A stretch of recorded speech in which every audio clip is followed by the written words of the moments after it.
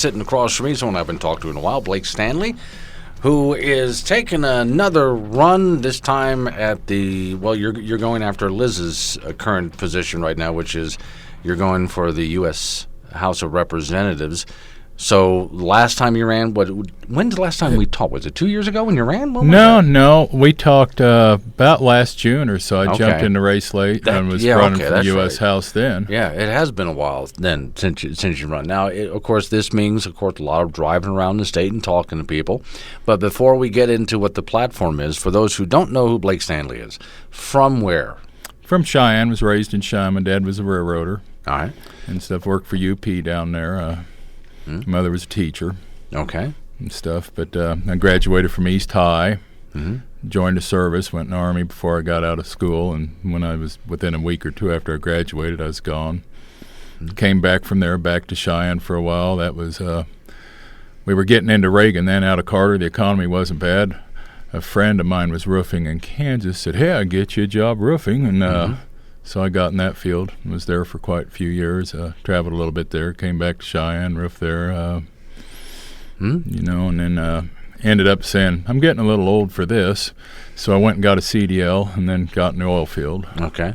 Political background? Any? No. No? None whatsoever? Just my father was kind of vocal in local stuff, never ran for anything, but would go to meetings and talk, so he was, occasionally in the paper, just did have stuff, and it's kind of well known, and I don't know if everybody loved him or not, but I mean, he had being just a railroader driving trains, he had enough influence, I guess, that when he passed away, December 9th of 98, the state flew the flags at half-mast. Oh, okay. So, but he was pretty ornery. He might have paid someone off for that. I don't know. Who knows? Okay, so any experience in running for office before?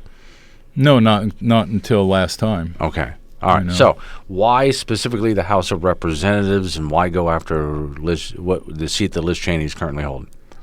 Well, it's not so much that I'm going after Liz. I'm just going after the seat. It's not personal against her. I just feel that that's what I'm called to do.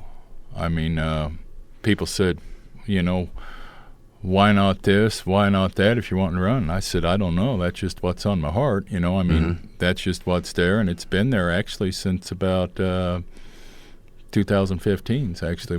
It just one day it was like the light bulb come on. This is what I'm supposed to do. Okay. So now going after that means you probably have an idea of what you would want to do when you get there. First off, what do you see that are the problems that need to be solved? Well, a lot of division in the nation, and I mean, that's not like Liz's fault or anything. Education's a big thing on the thing. If you look at say just charts and read about where we've gone, say in the past 50 years, whereas we used to be right up there at the top nations in the world in education, man, we've fallen quite a bit. Why is that? We keep pumping money into the education system, but it doesn't seem to get any better. I was just looking at a thing where I was reading, probably 2 weeks ago, and they were showing on a world average, when you take like 200 nations of the world, our grade school students are right up close to the top. Well, out of that, when they get to middle school, they've dropped down to their about average. And then high school, we're, I don't know, like 65th or something out of 200 nations. I mean, we used to be right up there at the top, so where did that happen? And even, I mean, we've got some, according to it, some third world nations that are ahead of us. Not much, but I mean, even on the literacy rate. And so, we need to take a look at that. That's the future of this country, is our young people. Okay. So from education, what about things like economy, energy? On the economy, on energy, I'm all for it. I'm not for the Green New Deal, and especially being from here in Wyoming. United States is the number one energy producing nation in the world, and Wyoming's the number 2 state and the number one energy producing nation. Texas is ahead of us. But so, yeah, I'm for oil and coal. It's regulated so much now that it's really clean. I mean, I seen a thing a while back where they were taking an electric car. Then you get, say, a gasoline one running on petroleum of the same size. There's a larger carbon imprint on the electric vehicle. Just from, you got to charge the batteries, produce the power to do that and everything. Over the long haul, there's a higher. So, that's not viable. Even on the wind energy, we have that. You have to subsidize that, so that's not viable now. Maybe sometime in the future, keep researching it, but why be throwing a lot of money and wasting money into it, until there's some promise on solar panels. From what I've heard, they've got some now that even will produce electricity off moonlight. Mm-hmm. Okay. So are those things that you would not, are you opposed to subsidies or in favor of them? And then there's also the tax break question. On subsidies, I don't know, you'd have to look in it to see really how viable it is. But, if you're having to base kind of subsidies is a losing proposition in my book. Okay. If you're having to subsidize something. Right.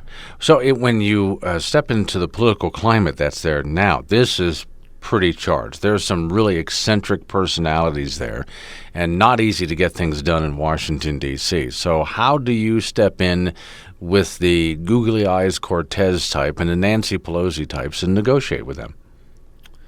I don't know. You're just going to have to be real and just have to win people over to your side. Just I don't know. Just talk to them. There has to be common ground somewhere. Mm-hmm. Okay. To where you agree on something. I mean, even I'm a conservative. I'm a Christian. I don't shove that down people's throat, but I know up front, my decisions are, based on that. I'm not going to something that doesn't line up with the Bible or is immoral. Okay. I mean, I just can't go there. All right. How are you doing on campaigning? Because again, it's a big state, as you know, a lot of land to travel, a lot of people to talk to. So, style of campaign, are you doing any of the social media or internet sites or anything like that, or is it all just you going out and talking to people?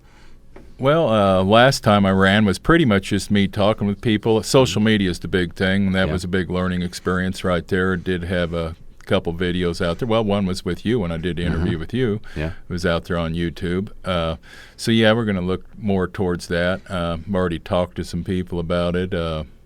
I'm just kind of getting started. We're getting ramped up right now. We're trying to get, like what you say, my ducks in a row and get stuff lined up. And I'm going to sit down with some people here in a couple of weeks, kind of figure where we want to go, try to lay out like a road map where we want to be at this time, and,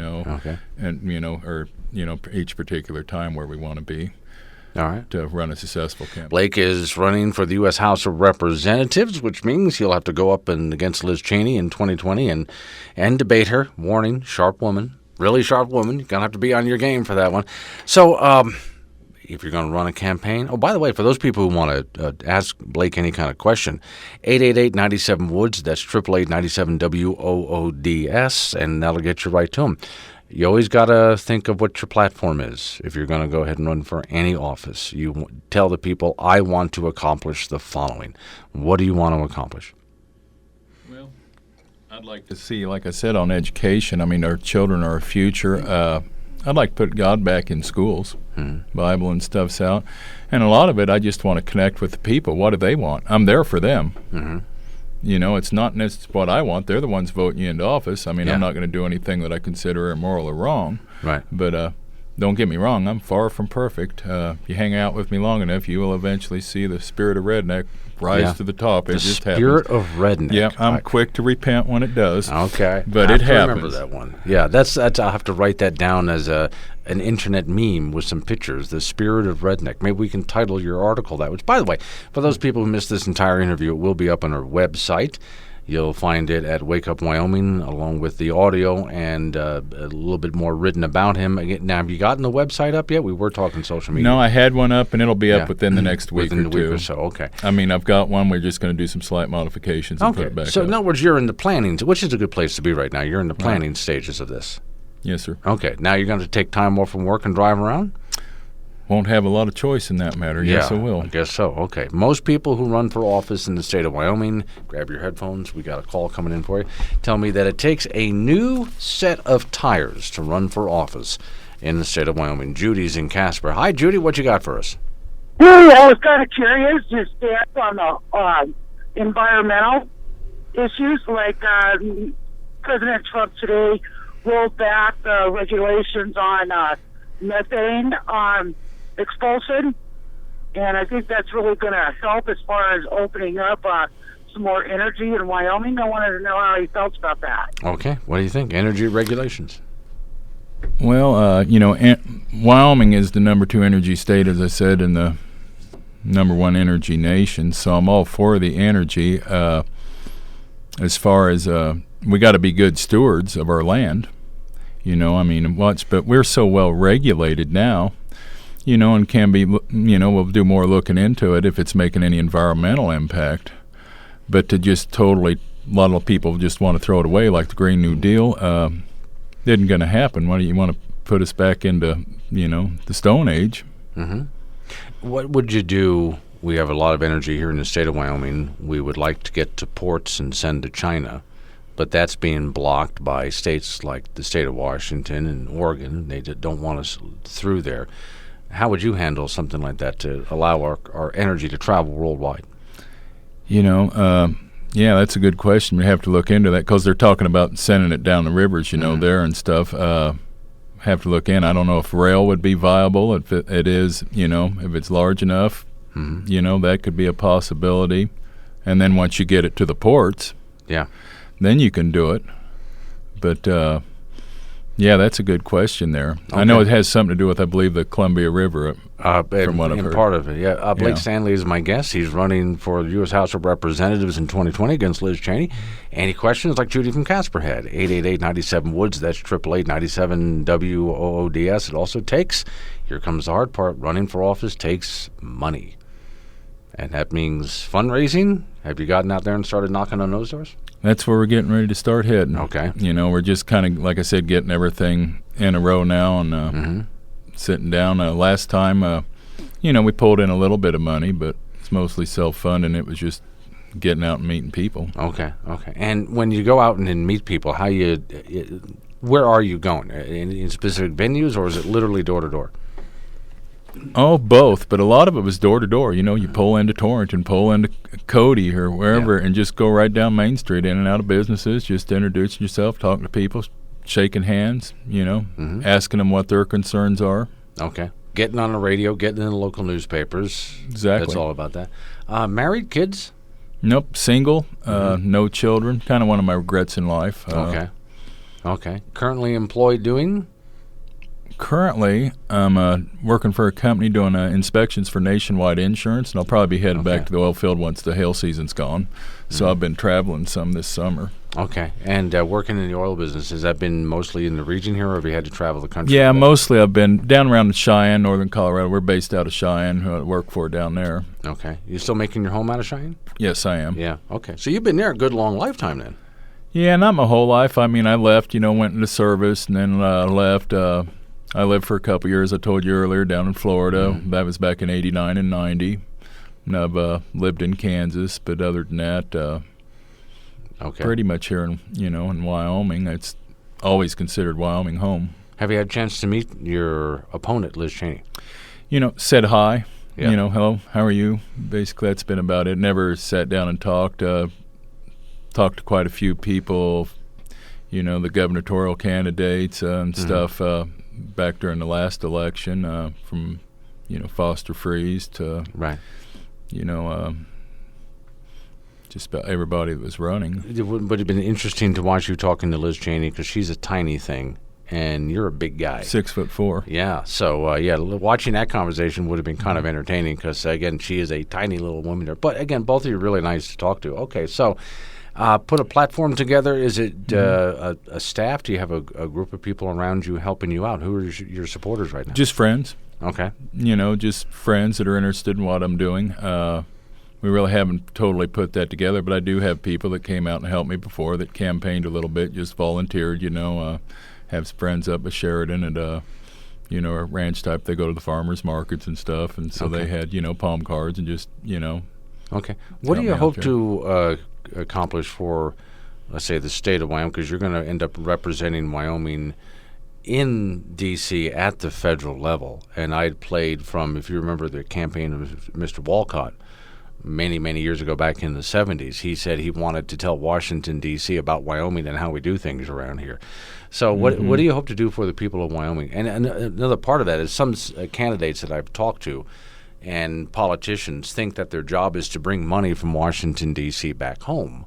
That's what they see as their job as someone in office. What do you see your job as? Well, if we don't need to necessarily bring it from there, but to get stuff to help Wyoming on the economical, like I said, on the energy, we are the number 2 state. We probably need some more jobs in the IT sector and stuff like that. Look into, and that'd probably come out of the University of Wyoming, bring it up, to the higher level there on some of that stuff. I've been just pretty much a blue collar all my life. I just, what do the people of Wyoming want? I know one of the big concerns when I ran before was there's a move to turn federal lands over to the states, and that scares a lot of people. I mean, I'm not for that. You're not for it. You want to keep it in federal hands? Yeah, not that I think they manage it great. There could be some stuff done there, pretty much whatever the feds get a hold of, they make a mess out of, it seems. But, the concern is there, you turn it over to the states, some of the states will end up selling it off for revenue because they get into a financial crunch. And, that federal land's the American people's land. Doesn't matter if it's here in Wyoming, but that's people in New York's land. I mean, that is the American people's land, and that's where a lot of us go to, recreate. You hunt, you fish, you camp. And what happens if that, it gets sold off? Okay. And then you don't have those places anymore. Okay. So you see the federal government as someone who would be better or stewards than the state of Wyoming, or just would remain in control and keep it out of private hands? Yeah, that's what I'm looking at, just kind of keep it out of private hands, But I've had ranchers that are concerned because, maybe they have a ranch, but they've got a couple sections of land in the middle of the ranch that's, government land. They said, well, I control the excess. Nobody's using it. So and they would like to have it because, they're leasing it now or paying a lease on it, through BLM. Okay. But all right, Blake Stanley has been my guest. If people want to get a hold of you, you've got a long way to go. It's going to be this time next year we're going to be talking again as you're getting closer toward election time. Can people get a hold of you somehow and ask you some questions? Yes, I'll have a website up with a phone number. I'm going to have to get it put out, but it'll be up it'll be on here the pretty story. quick. I'll put up a story with this interview for people who want to see it, and we'll get all that information on there. Make sure the Lady Alex gets it, and we'll go ahead and put it all in the story for you. That'll work. All right. Good to see you again. Good to see you, and just tell the people God bless them, and look forward to meeting you.